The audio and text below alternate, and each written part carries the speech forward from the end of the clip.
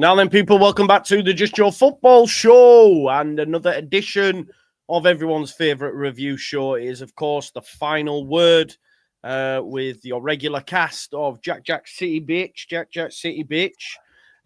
We need Andrea's even started doing it as well, haven't you, Andrea? I noticed earlier you put in the chat Jack City Bitch. So, yeah, exactly. When you told me it was on, I said Jack City Bitch. That's the one, Jack City Bitch. Exactly.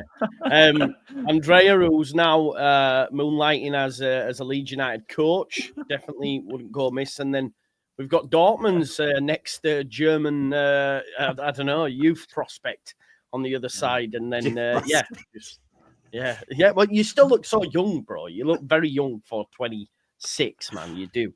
Anyway. It's not 26, by the way. I'll take that. No, he is. Yeah, I am. Yeah, he's 27. Is he 27? I wish so. Same age as me. I wish so. I wish I was 26. Mate, I'm 37 in less than a month. That's scary to think I'm 3 years away from 40, man. It's fucking bad, man. I need to get my life in order. I can't lie to you. Like 3 years away from 40, I need to sort my shit out. But listen, everyone, smash a like on the video. Sorry, I've just seen Dr. Cox. He put Joe the philosopher 2 and the resident DJ. I love that.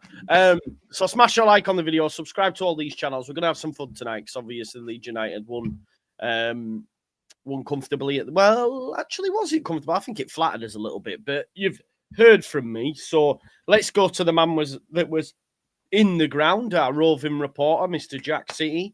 Jack, how was it for you, mate? Kings of Yorkshire, 18 games undefeated in Yorkshire derbies is insane. Is that right? That's crazy, yeah? Yeah, 18, man, 18. Yeah, we've mint start, wasn't it, to be fair? We're getting straight away. I love Rothwell when he's on ball. Like, he's always looking forward and stuff. I always think he's capable of like clipping ball forward and stuff. Aronson making a bit of a nuisance of himself, wasn't he? But, so it was mint start, but that got crowd straight up, really. Because I actually thought, I know you're not allowed to say atmosphere was good anymore at Ellen Road, but I did think it were best, or one up there. Middlesbrough were good, this one were good.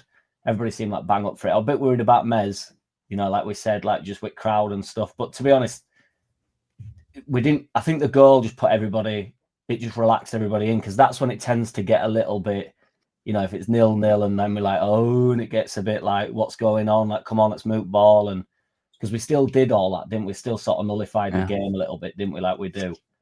But the early goal, I know it's obvious an early goal does wonders. It good, doesn't it, for everybody? But yeah, mint atmosphere, a good game to be fair. Second half were good, wasn't it? Sheffield Wednesday aren't a bad side either, are they? So I think it'd be similar with Norwich as well. To be fair, they're in decent form and got loads injured. I think of the Norwich. Yeah, mate, they've got like you're talking nearly 11 players. Well. Yeah, it's mad, isn't it? It's crazy. But yeah, mint. Good day. I went with my brother, my middle brother. I don't normally get to go to games with my middle brother, so it was good. So yeah, good, mate. Good. Can you hear that vibrating? My phone's going off. Can you? No. Can hear it ringing, but great noise. Yeah, it's a transfer finally happening. Yeah. Demar's on the phone. William Gubals.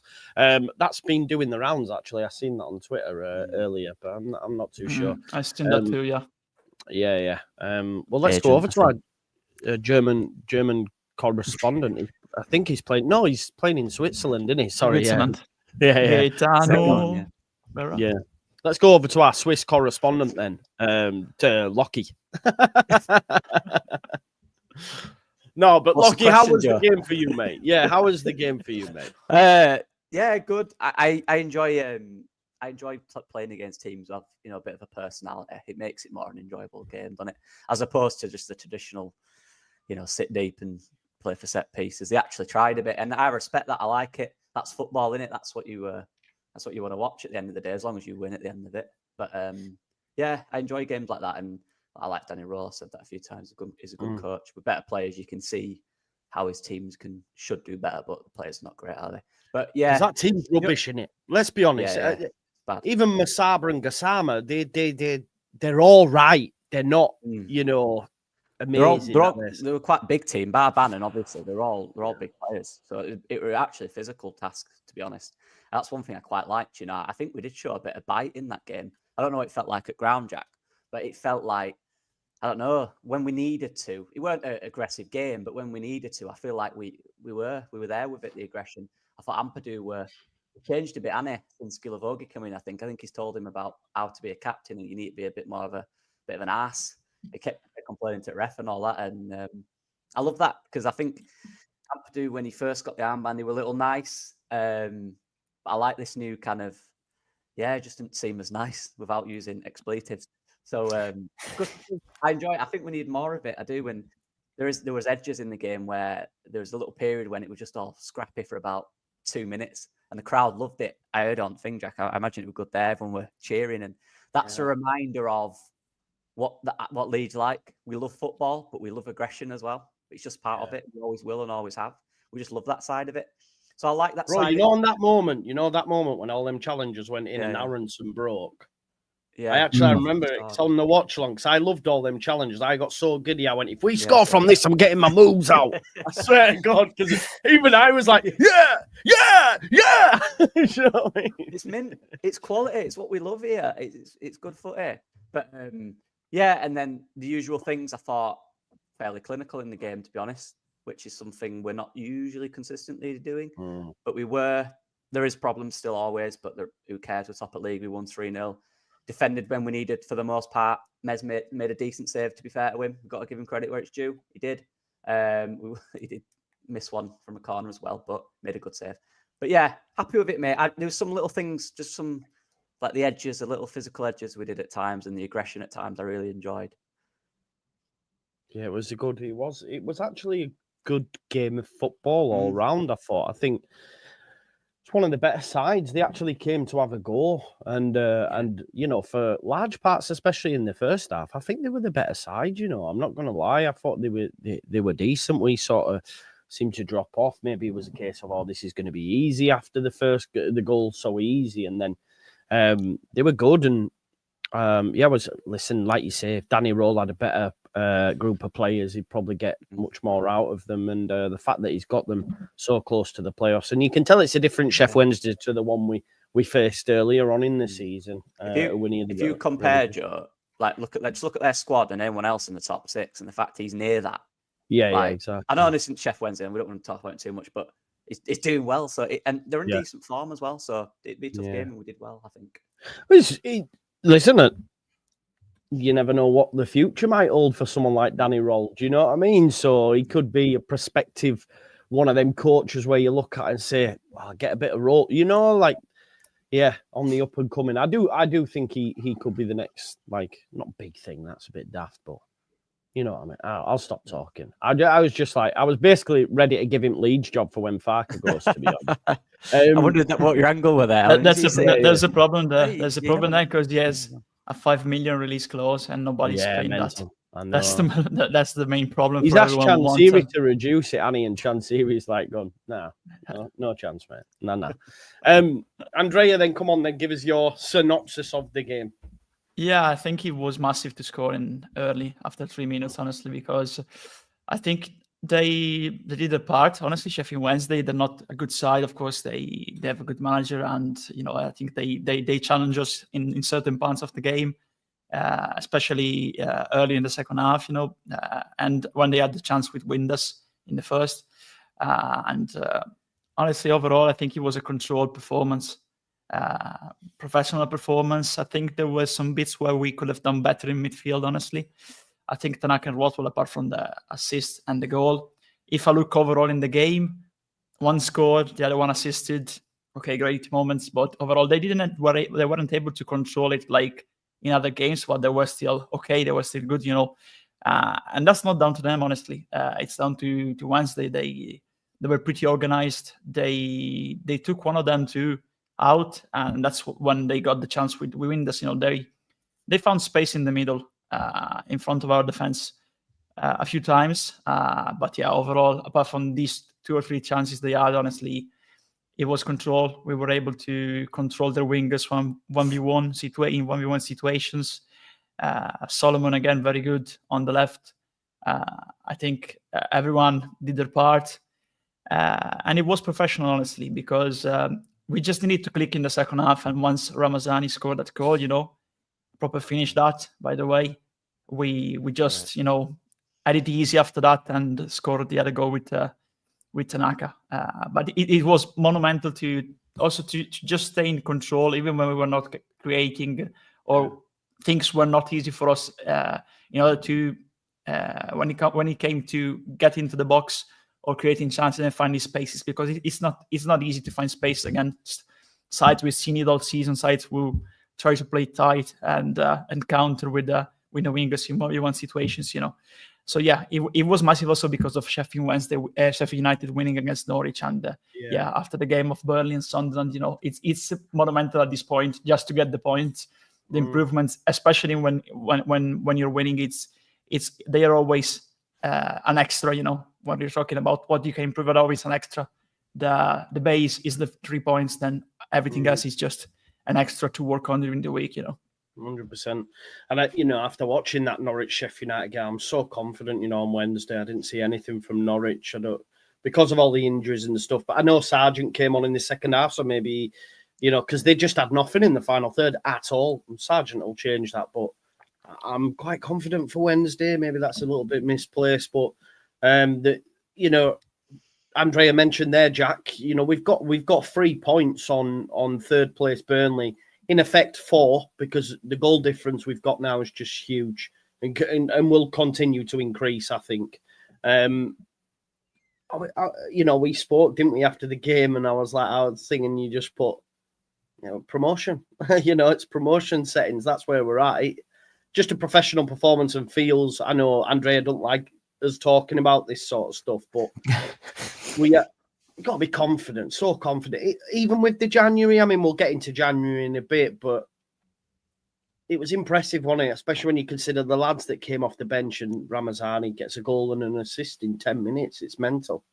Yeah, it's been. You can feel it coming when they're coming on as well. Like, cause last year we had it a little bit where there was a huge difference in players. Wasn't it? Like, if Somerville came off, it were like, what do we do? Do you know what I mean? It was a massive drop off. Whereas, Ramazani really does look like he can take a chance. In fairness, that ain't even really a chance. That effort. I know it is. Obviously, It's totally. I thought the chance had gone. To be honest, I wanted him to play Lawrenson. I was going past it'd gone. Yeah, he sort of looked like but he always drives it really low, doesn't he?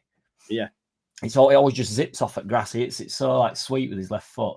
Even third goal. To be fair, I know it's probably. I don't know if it's going off or on target. I couldn't really tell, but he hits that really well, and that's on volley, isn't it? For third goal.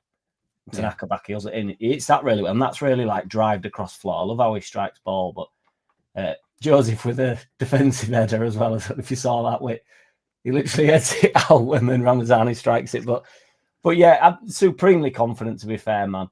Because we've got Burnley as well, haven't we? Next week. So that's obviously, that'll be massive. Well, obviously they did us over, didn't they? When that were the Solomon slip on it were in the beaters. But yeah, I am confident. Yeah. I am feel like also, I think you have every reason to be. Even Burnley, like Burnley at home are not the same, and we battered them anyway. That's for another day. Should we dial it back, Lockie? Let's go to team selection. Firpo didn't start. Byram keeps his place. I think he's running on a record now that's only bettered by Gordon Strachan for games without defeat. I think he's got 20 now, and the longest consecutive run is Gordon Strachan with 24. So I hope he keeps his place just so he can break that record. To be fair, it'd be a nice little stat for him. But Byram kept his place at left back. Pirro came back in. I think the big talking point though was the goalkeeper and Melier. Were you surprised? With what were your thoughts on him starting? Whatever, and it's going to happen. That is. It's great analysis. Let's move it on. Whatever. Yeah, I honestly, job. If I don't like talking about goal, like what can I say about goalkeepers? Like, if I'm the manager, I'm taking him out the firing line. I'm putting in a different goalkeeper. It's that other goalkeeper doing all that makes Daniel Farke think that he can do a better job. That's the thing. Don't know.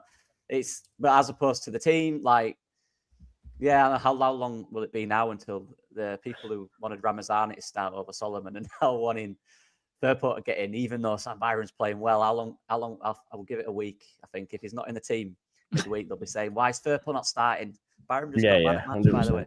But so yeah, we'll give it time. And look, what a good.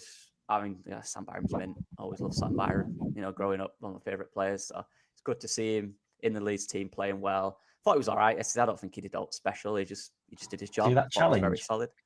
Oh yeah. That seems to have gone like forgotten. I was like, Jesus, when he went in. Scary though, wasn't it? Yeah, it was mental. He did it. Yeah.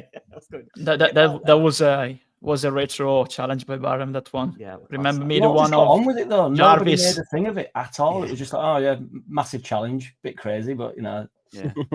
Yeah, similar to the one that I did with Jarvis. Remember that game against Wolves? Well, I think it was the first game of the season, 2012, probably.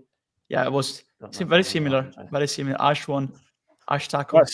That's almost an eidetic memory. That you're like, I was like, Wolves. What year? Nah. Yeah. They're Jarvis. He was marking Jarvis. I remember that. Then Jarvis went to West Ham like 5 days later. Yeah.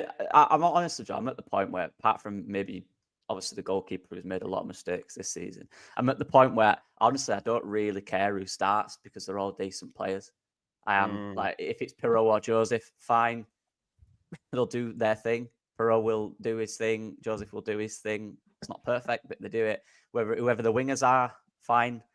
You know, at the moment, the wingers are performing really well, unfortunately, because it's Leeds. One of them is injured just when he's getting real. I hope it's just one game. I hope it's not a thing that drags on for a few weeks because that becomes annoying. Yeah, you do worry with Solomon though that it might, don't you? That's the thing. I do. Yeah, I mean, every player, Strauch. I mean, 3 weeks or 3 months. Come on, what's good? Please no. But can't have nice things, can we? But yeah, it's good to have the players back. And look again, but I didn't even mention Bogle, mate. What a player! He's an absolute joke. He was my man in the match. You know, I can't believe they gave it Ampadu on Sky. I didn't see that. I thought Bogle was man at match for me. Bogle was brilliant. I thought he was excellent. He goes underrated a bit, doesn't he? Down that right side, he's just constant all game. He hardly gets beat, which knows we were talking about. He don't even really get beat anymore by wingers. He back pockets most of them.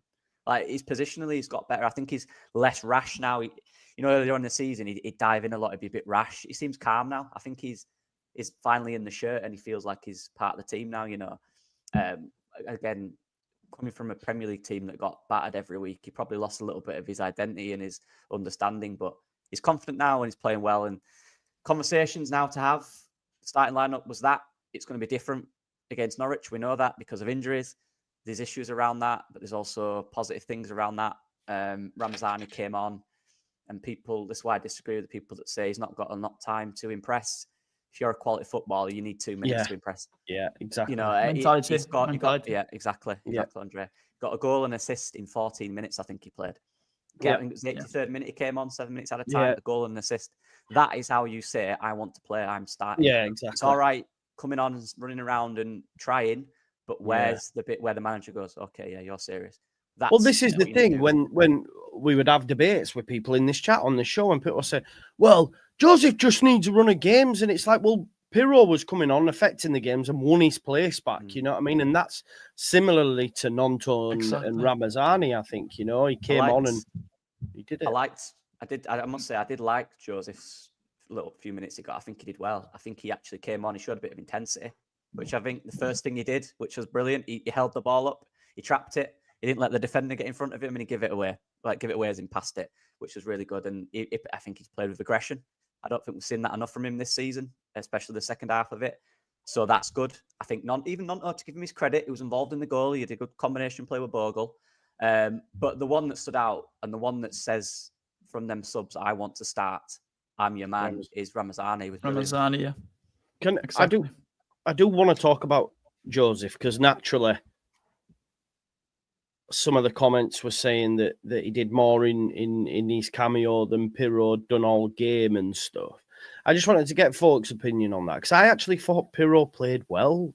And I know he wasn't involved loads, but I thought he linked it well. Like whenever he did get the ball, he played some nice little chests. Nice little passes. He seemed to be able to, I don't know, just keep Leeds moving up the pitch without actually being massively involved. I don't know if that's right.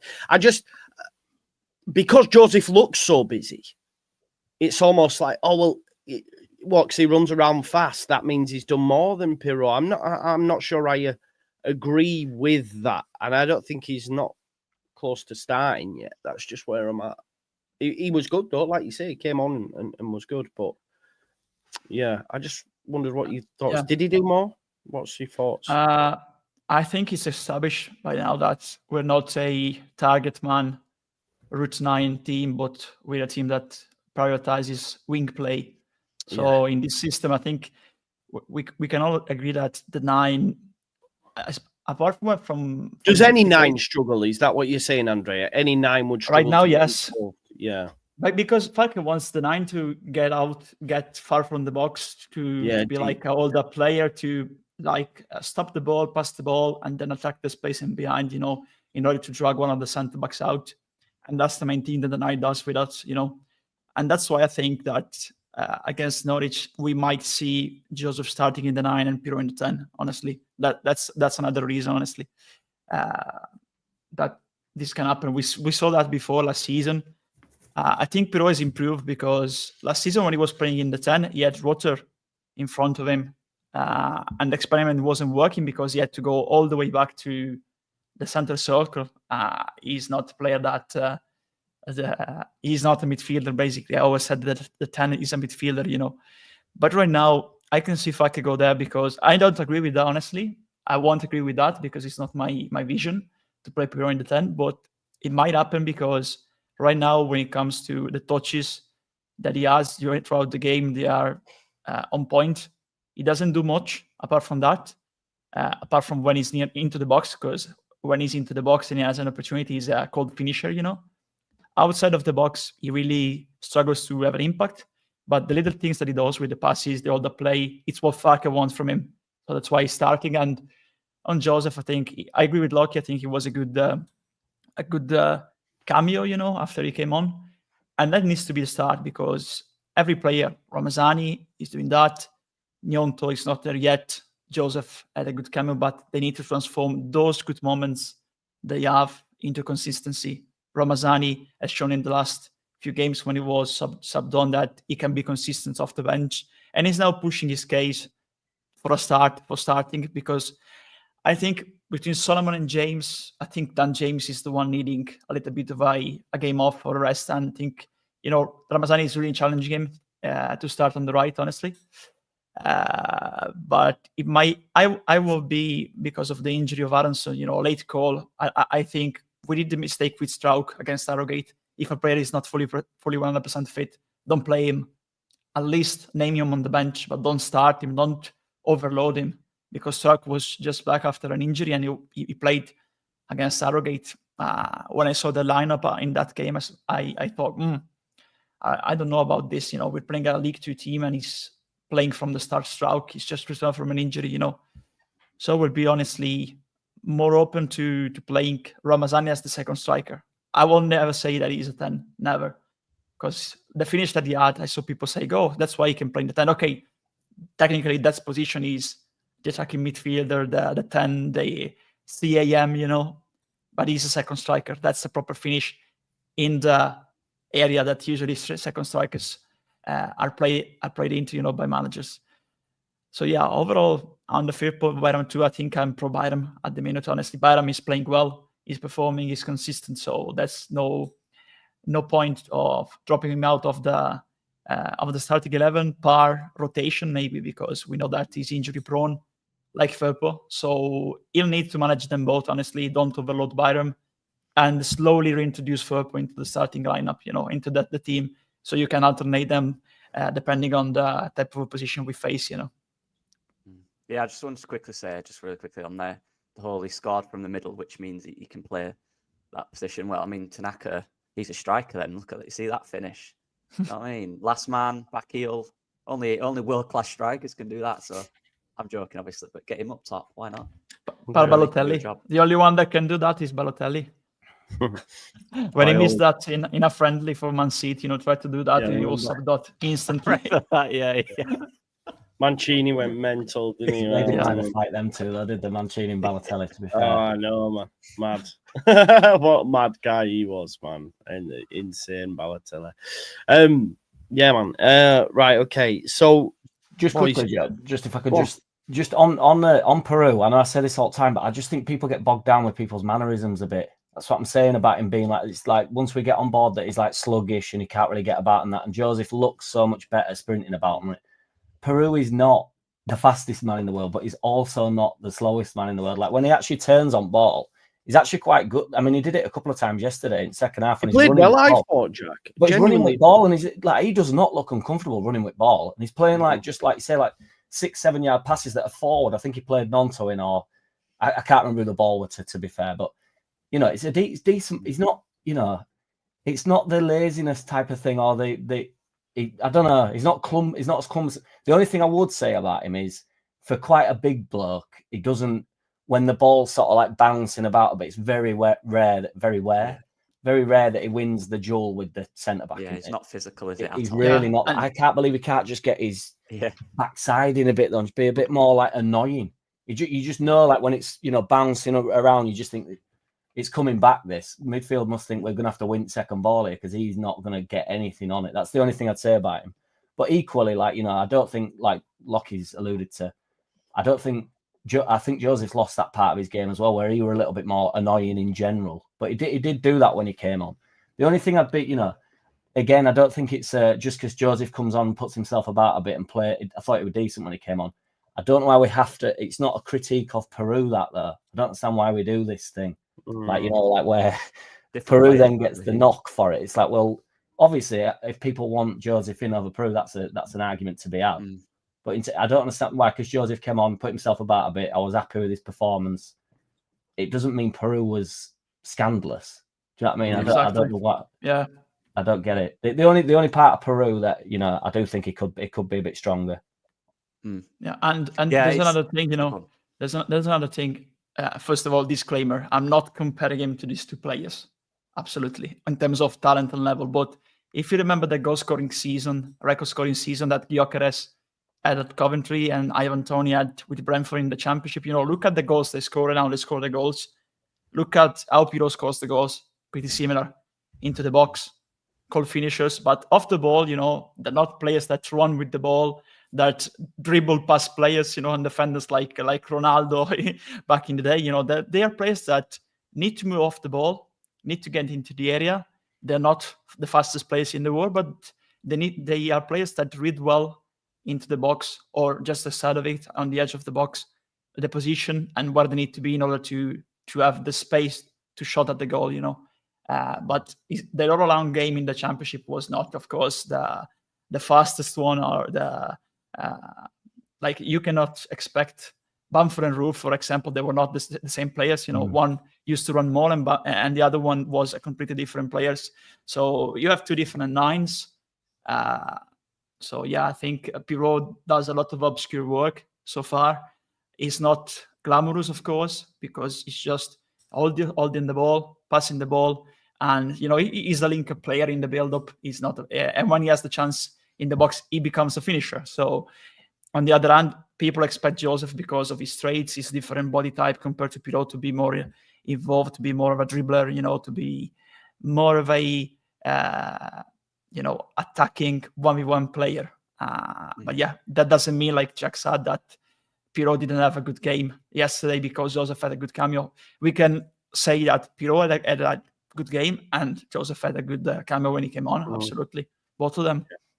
Yeah, I was just like, that's my biggest, but one of my annoyances a little bit is when you do look on social media and players are getting criticised for being what they're not, criticised them for not doing their job. But to say, like Jack said, if Pirlo, he's not getting there, yeah, he's not, because he's not that guy. He's not going to do that. He never has. That's not his game. If Matteo Joseph is not doing the things he should be doing, which we know he can do, you criticise the player. Like criticising Sam Byron for not being left-footed and whipping balls in with his left. He's literally not that foot. You can't do it. He's being played there. It's even at times Bogle being criticised for being terrible defensively. He's never has been the best in the world. He's an attacking fullback. Even Firpo, to that extent, it's Yeah. And they're very different players, and you have to expect different things. If Perrault's not scoring and he's missing chances, I'll criticise him because that's what he's there to do. You know, if his touch is bad, which we have seen in the past, we've criticised. If his movement isn't sharp enough, which we know he can do in the box, we'll criticise it. If Josie stops being aggressive, stops running, we'll criticise it. And that's even goal scoring. In the 21s, he was an excellent goal scorer. You know, these are the things that I think happens a lot with our players. It is competing one with the other when they're completely different footballers. And the manager will expect slightly different things, hence why he changes them in games, because he wants someone to bring a different thing to the game. So that's just, it's annoying to annoying. Yeah. One thing he can't do, Pirro, is play in the 10, though. He stinks when he puts in there, in my opinion. Just a quick one. There's also expectation for me. And just a quick one, you know, I think the last season in the Premier League, for example, a lot of expectation on Mark Roca, for example. But later on in the season, Adam Forshaw was better because the team required more what a type of player like Forshaw. Even we all know that Forshaw is not and will never be the type of profile and player and have the career that he didn't have the career that Roca had, you know, with Bayern Munich, Espanyol, now Real Betis, you know, but he worked better in the team despite the fact that he was not rated as high as Mark Roca because he had like 1/10 of the talent that Roca had, but he did better in that season because he was he fitted better in the team than Roca in that season, you know, in the second half, you know. Yeah, no, that's fair. That's fair. Boys, we'll flip it slightly. Obviously, looking ahead to Wednesday.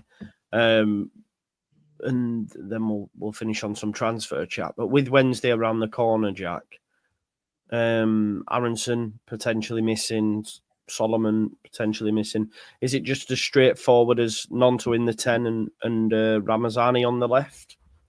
Well, he said, didn't he, with the because this is the worry we had, wasn't it? So, you know, if Aronson goes, he mentioned Solomon, didn't he? And then we all know that he likes to put Peru in there. But then he Solomon said Pirro first. He went Pirro, Solomon, Nonto. Yeah, so we're down, like you say, we're down to Nonto now. So you've gone straight to your fourth choice 10. So, you know, I think it will.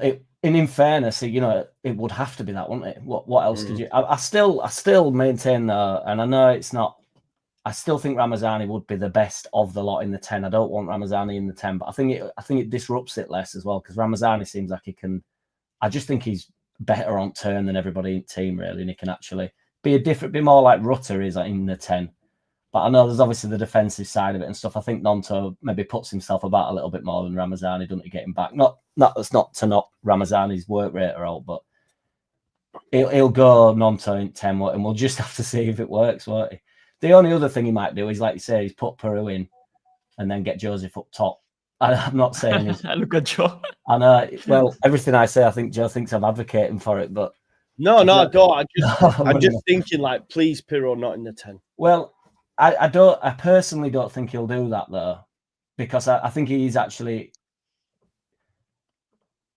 I think he won't... I think that's too much movement in the side. And I don't think he can, Jack, because he can't change it then either. He'd have both. We don't have no other striker. Yeah. Do you know what I mean? If them two are on pitch, we're fucked, really, aren't we? Exactly.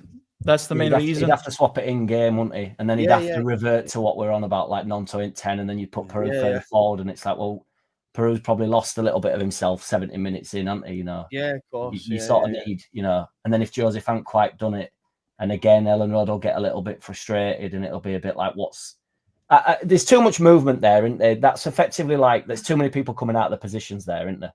We're moving Peru out, who's doing a decent job in the 9, and he will pick up some more goals. Joseph then comes on, who's had some critics of late. Nonto either wide or Ramazani wide. There's too much going on there. Then there'd only be really James that's been there, you know, for the past however many games. So. Yeah, I think it'd be Nonto and Ramazani probably, yeah. And you've got, 3 days training to work on all these different rotations? Yeah. It's not easy, and this is where the solution, just get one that can naturally replace Aronson. You know, he goes in and everything else stays the same. Like, this is and I know it's short term, and that is the thing. And honestly, if it's one game and we have to do it, just because that's all we've got at the moment. I don't mind anyone in there if it's one game and we have to do that. The fact of the matter is we don't have one in there naturally. So we're going to have to put someone that isn't a 10 in there. That is the way it is. That's fine. They're all good players for what, like I said, a one-off game, whatever. But the solution has to be to get one for me. Hopefully Aronson's okay.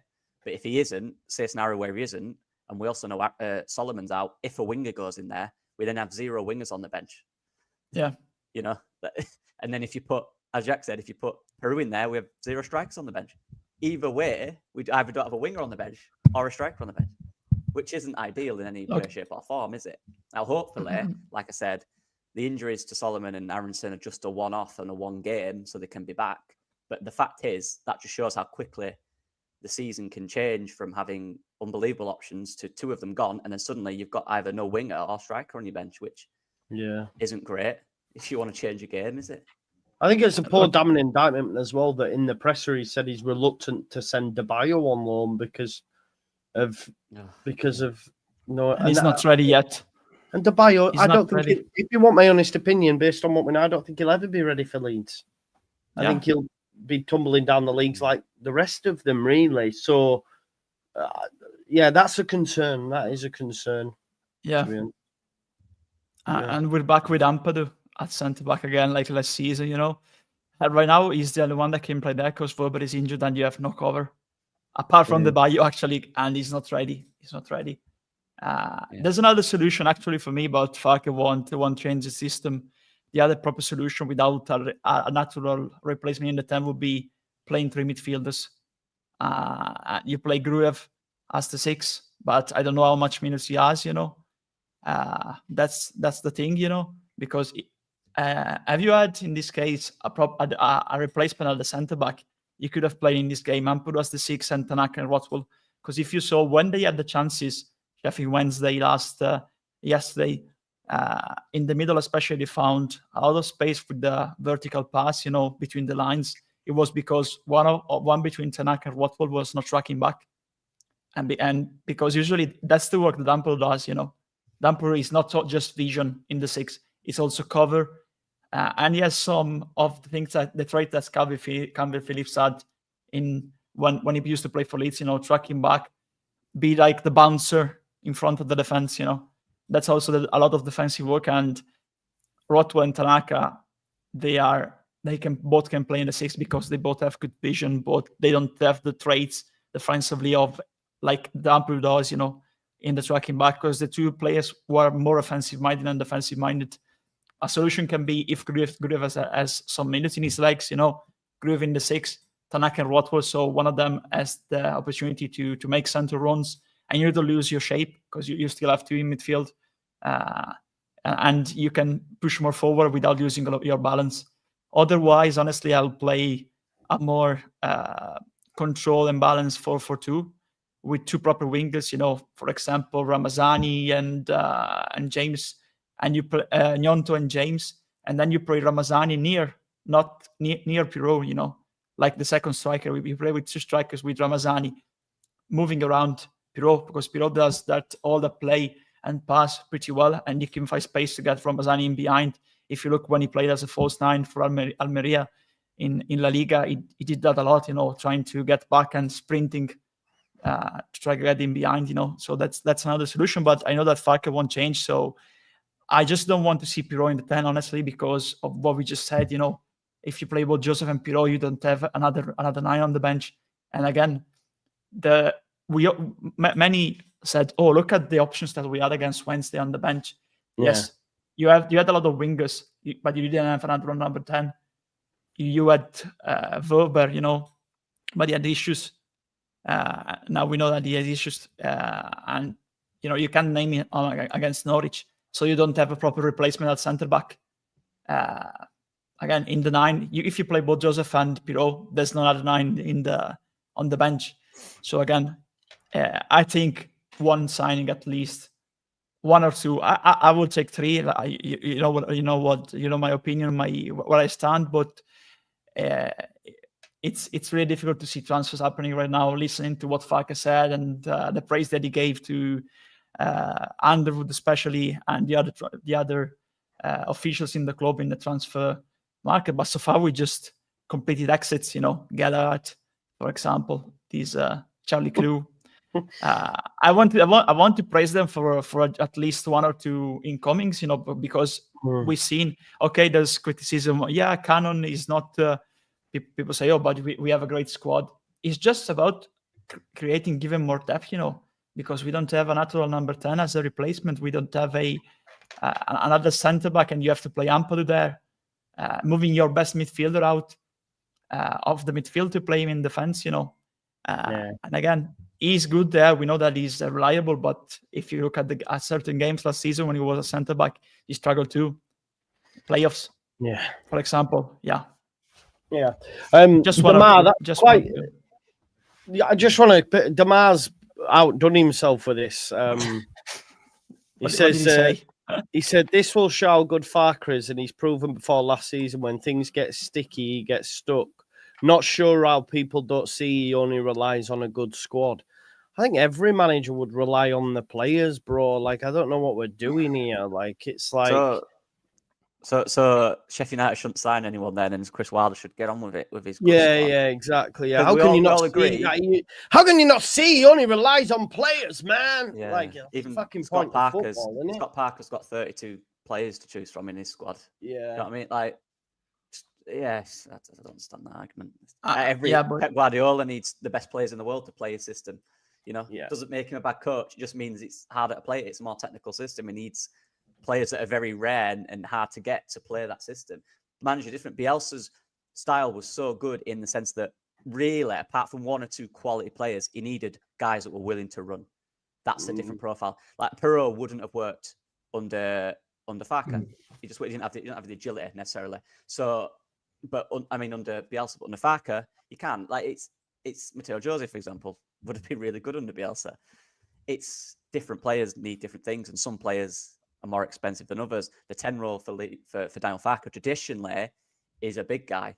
We don't have that in there. That profile is typical. A big guy who can play the 10, who's technical and can score goals. It's not an easy profile to get.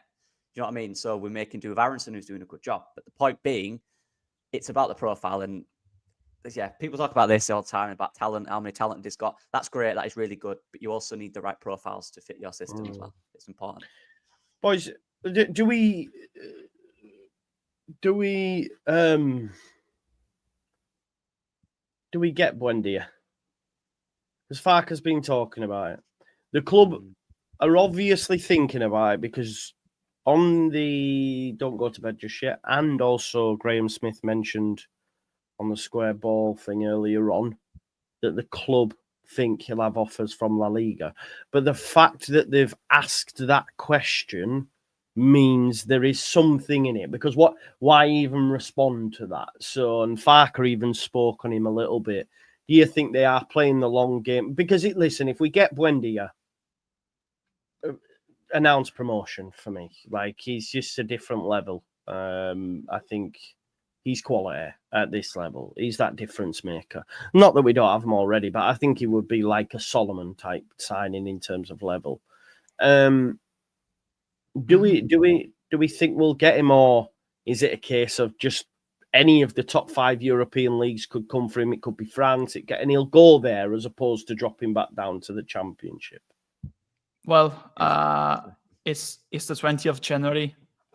The first, I think the name started to get around, in December.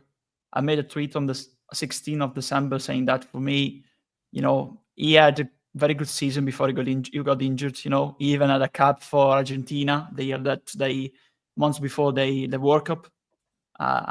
So he was a vital player in that season for Aston Villa. It's a similar case if you compare his case, to Solomon. Of course, different trajectories, but Solomon would never be in the Championship if it wasn't for the fact that he was injured for practically all of last season, apart from the start. So yeah, I think it's if that happens, it will be the long game, like the last day of the season. But I said in that specific tweet that for me, he'll have suitors from Spain and from Italy, but also from Germany. It can happen, because he's a very useful player. And another thing is that, okay, he's transforming into an attacking midfielder, into a 10 at Villa, But if you look at all the games that he played under Farke at Norwich, he always played as a right winger. So honestly, if he signs, will he be play as a right winger and then we adapt another player, or Farke comes to his Do you not think he signs him as a 10 though? I don't know, honestly, because we know that Farke is very stubborn, and he always played him, honestly. Always played him. If you go and check on, for example, Transfermarkt, you see RW every time. Always played him as a right winger. Now he's transformed. He's not the same player, he's more versatile. He's transformed at Villa, so he can be the icing on the cake, the strawberry on the top of the cake. In the 10th position right now, but I don't know. Honestly, I even expect Farke to sign him just to be a right winger like it was, because he was a right winger when he was under him at Norwich. That'd be the most Farke thing ever. Yeah, exactly. But I just wanted to say, I know Damaz, I don't know why, you can never tell, but saying about Farke, he doesn't have the pull out. Why can we not attract players because of Farke? Well, I'm pretty sure we got Ampadu, who had only ever played in the top tier of any league since he got his move when he was young. Right, played in the Premier League, made in Serie A for 3 years.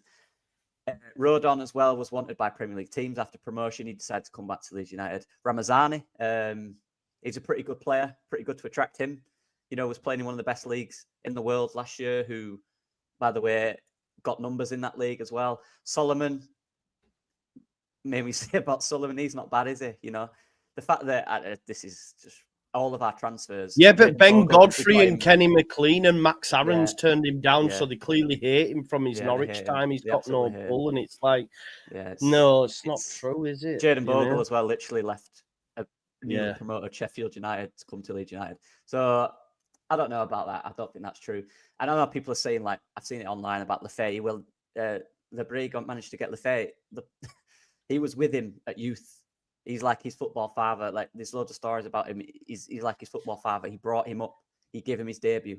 There's a lot of love there. And I think the difference with Buendia is, one, he's older, and two, he's already had Premier League experience. So it's not like he's chasing that Premier League goal anymore. He's had it.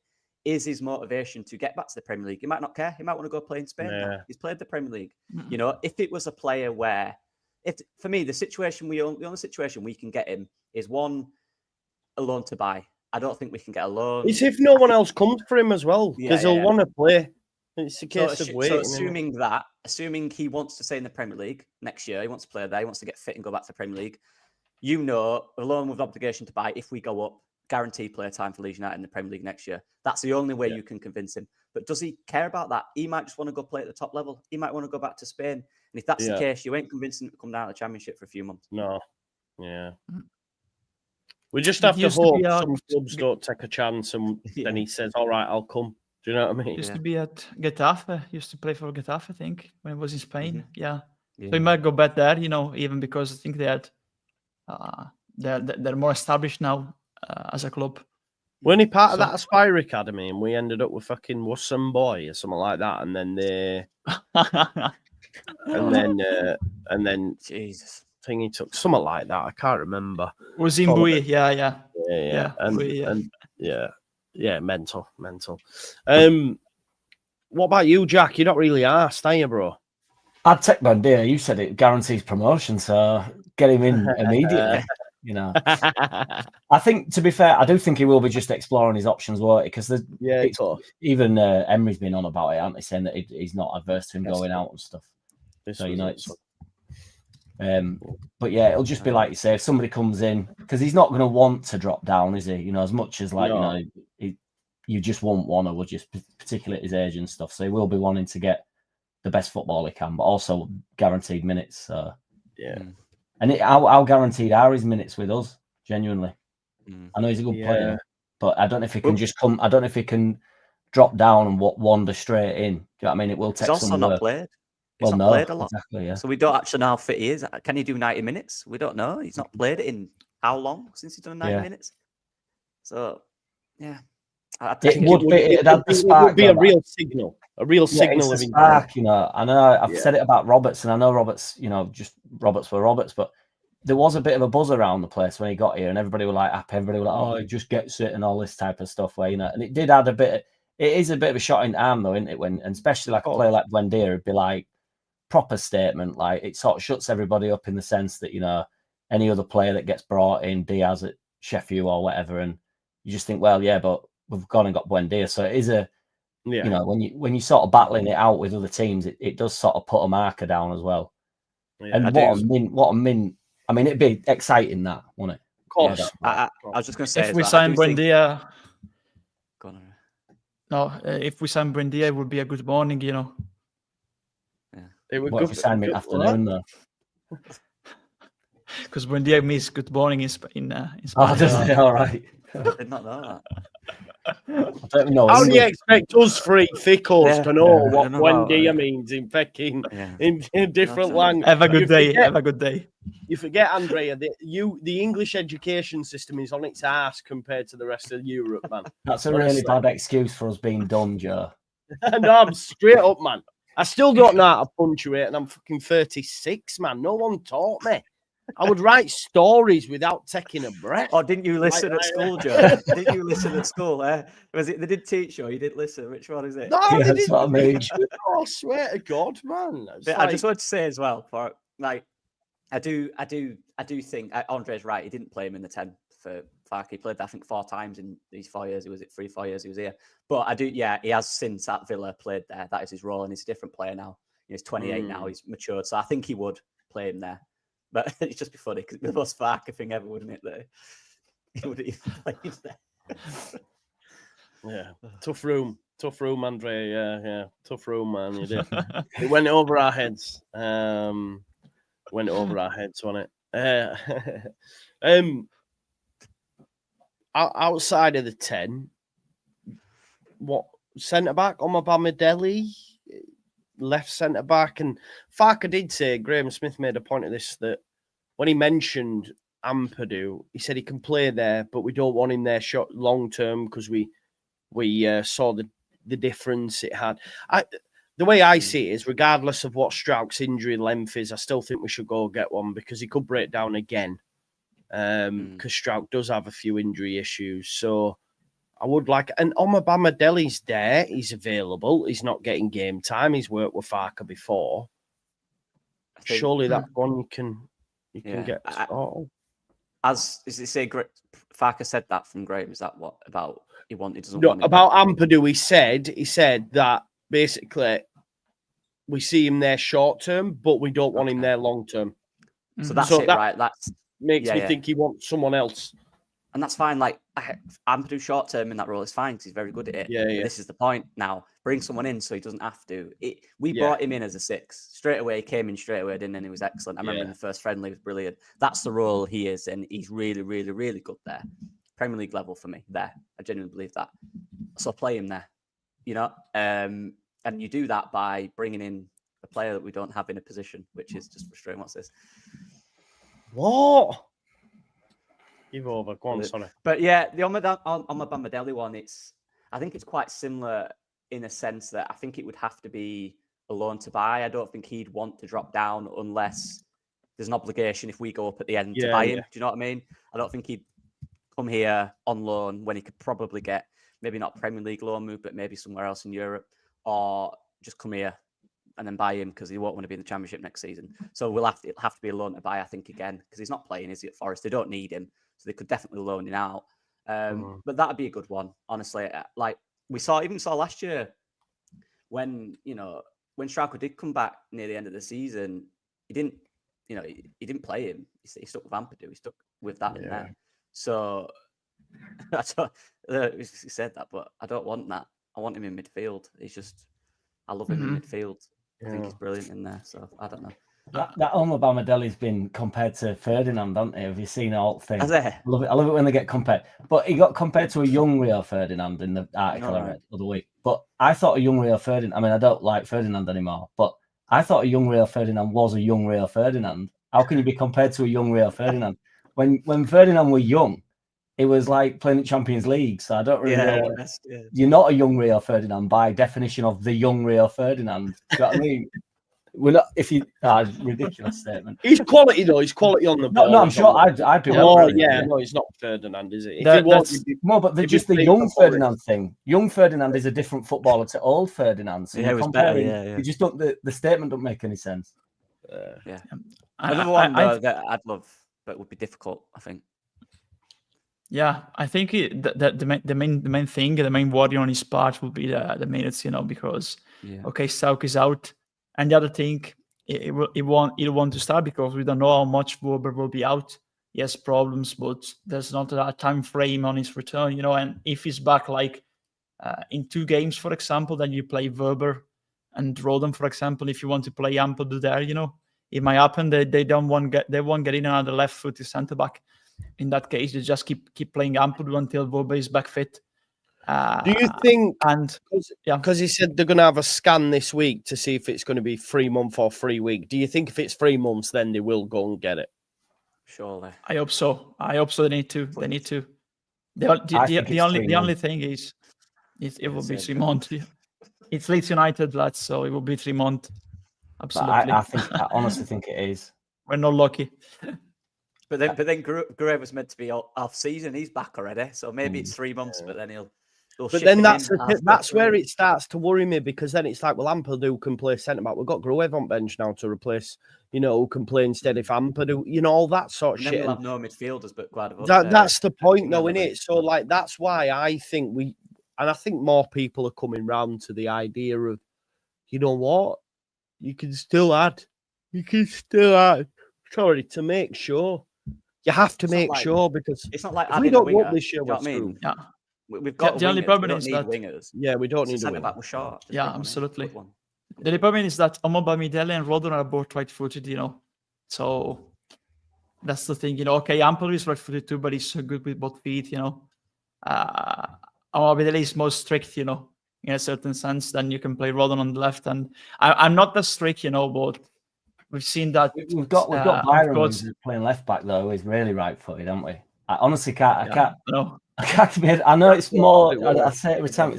It's better to have a left-footed left centre back and a right-footed right centre back. But I wouldn't worry about that. I wouldn't take a less quality centre back on the basis that he's left-footed.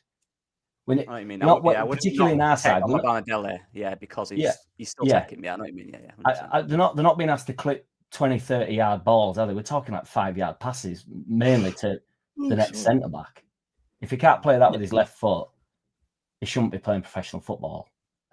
The problem is that some centre back are really struggling, to use the other feet. And one thing is playing Ampadu there was practically a playmaker playing in defence, but if you play, I agree with you, Jack. But if I have to think like Farke, last season, he mentioned Cresswell in the comments, and it was not the solution because you had Rodon was more physical, and then you had a more ball-playing centre-back, Strauch, and then Ampadu.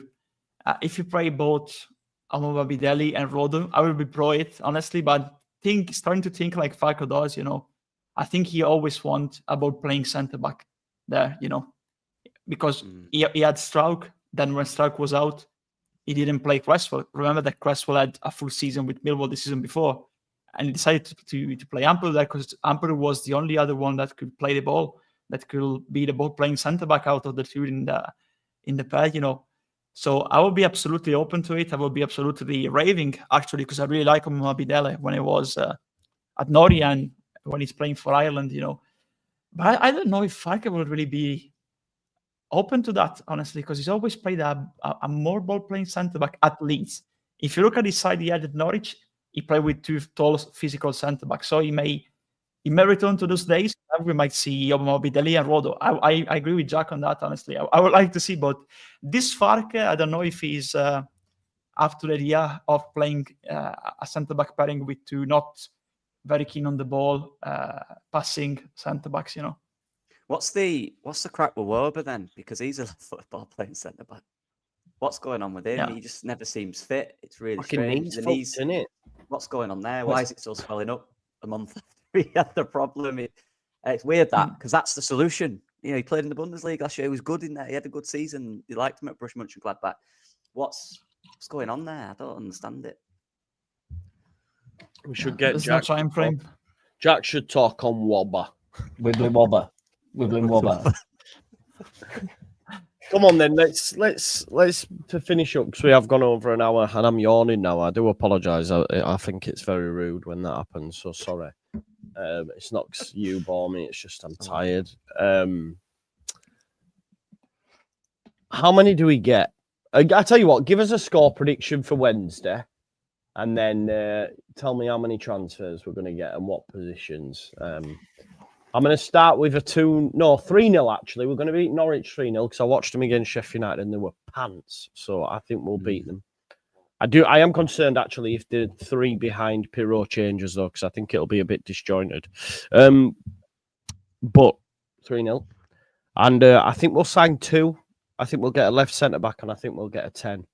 And that'll be a lot. Just to appease me, will you just call him a centre back and then I'll let you off? What did I call him? Left centre back. Yeah. So we'll get a dual footed.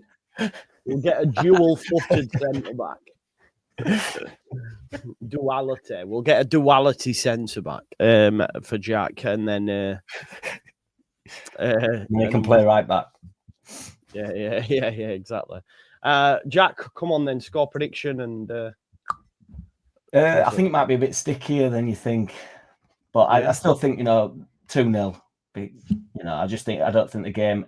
I mean, their last 5 games aren't too bad, are they? I thought they've won 3 games or something, haven't they? I mean, they're in better form than Sheffield Wednesday, I think, last 5 games. This isn't based on any research. It's just, and I will do my research tomorrow, and I may be wrong, but the Norwich that I saw, they're shit. Yeah, well, I don't watch them. I just look at the last 5 matches. That's all I ever do. So you watch them, I look at last 5 matches. So between us, we've got it covered. Yeah, I would say 2-0. But I just think, again, early goals are so important, as we all know, but particularly Ellen Road. And obviously, I think Burnley have got Plymouth or something, haven't they? Who were absolutely horrendous. That sort of puts it on us. Do United play? They play tomorrow, mate. I'm actually doing. Yeah, they play tomorrow. Swansea, yeah. I'll never forgive myself for calling them United. I've never ever done that in my whole life about any team. Only red ones. I've ashamed myself. I swear to God, that's really hurt my feelings. Sheffield United, yeah, Swansea, Leeds, Norwich, and Burnley play as well. And then Sheffield United have actually got a game on Friday as well. They play Hull on Friday. They've got a game Tuesday and Friday, and they haven't got a deep squad, so yeah.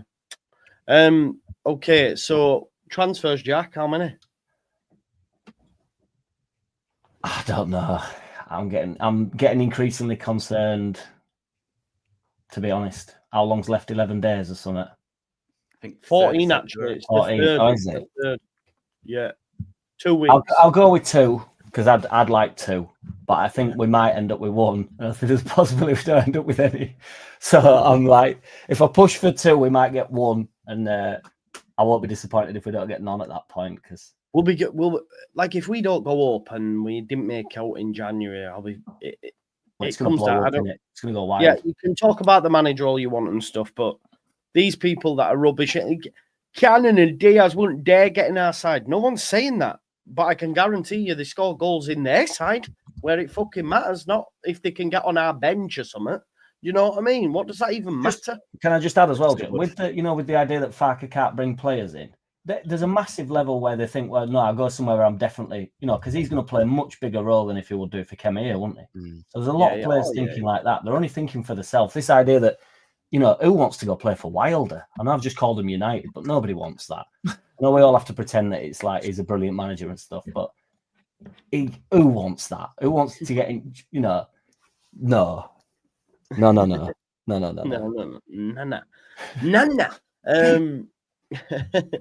Andre, I'll come to you next, mate. Score prediction and I'm going for a draw. Honestly, I think it will be a goal feast. I think the pronunciation is goal feast. A goal fest. Yeah, you were right. Goal fest. Okay. So 2-2. I'm saying 2-2 because only because of the changing in the starting 11. especially if you play players that maybe they are fit. Aronson, for example, the late calls, they make it, but you have players are like 50%.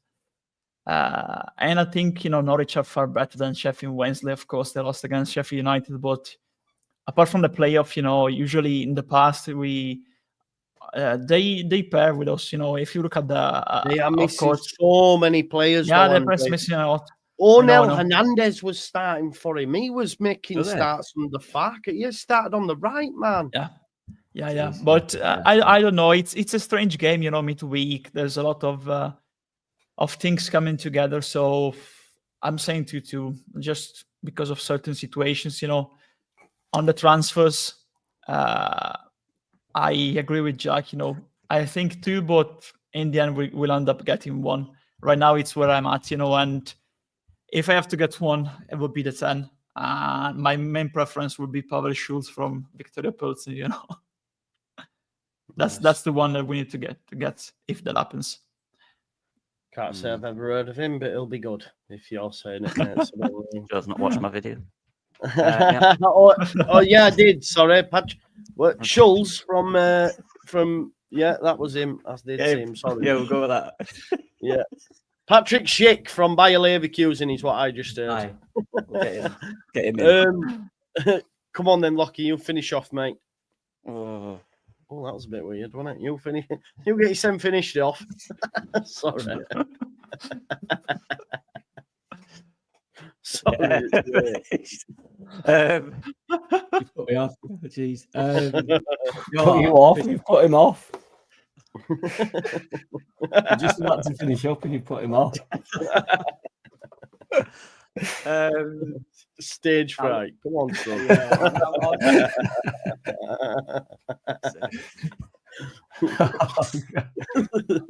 I think compose yourselves. I don't know if this is all just going over Andrea's head as well. I don't know if he's like, what's going on? Why are they laughing? I understood, but I won't repeat it honestly. Because, I understood. Lads, calm down, or I will find you. And I will find you. You won't show up for training tomorrow, and you were late. Be on time. Exactly. Right. Anyway, I'll do it quick for a laugh again. I think why not? I don't think, but why not a crazy 4-3 Leeds United win one of them games? It's going to be a classic 4-3. Well, yeah. How many signings? Honestly, I agree with Jack. It could be 0. It could be 0 signings. But be positive. I'll go 2. 10 in the centre back. Yeah. We will see. We will see. Listen, everyone that's watched tonight, I want to thank you first and foremost for watching. I would also like you to head on over to all these fantastic channels, and of course, Andrea's Musings on Twitter. He also follows basketball, and every other sport that has any Italian person in it, he will follow it. All right, he loves Italy. Yeah, he does. Right, so Lockie, go check out Ben Locke's video. I'll be doing it after this to watch that one on Patrick Schick to Leeds. You heard it here first. Yeah, all right, okay, yeah.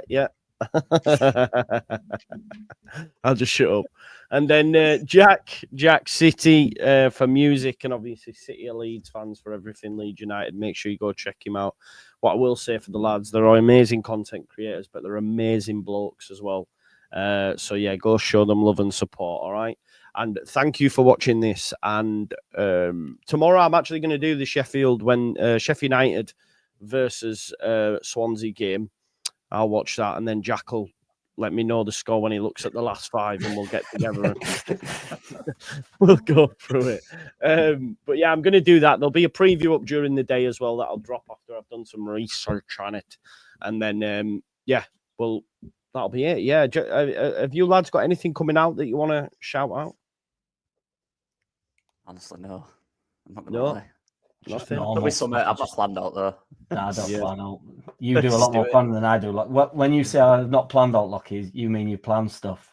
Yeah. I don't know when it's coming out. So I don't plan it. After Norwich, there will be, but before that, it's hard to do out during the week because it's thingy space, isn't it? But it might be. Don't know. After Norwich, there'll be a centre back video. That's what I will say. That's it. Yeah. Good stuff. Good stuff. Look forward to it. Look forward to it. And I'll we speak still need to face off on FIFA, mate. By the way, We do. I'm sorry. Yeah, we do. We do. We need to have a game. We need to have a game. We will.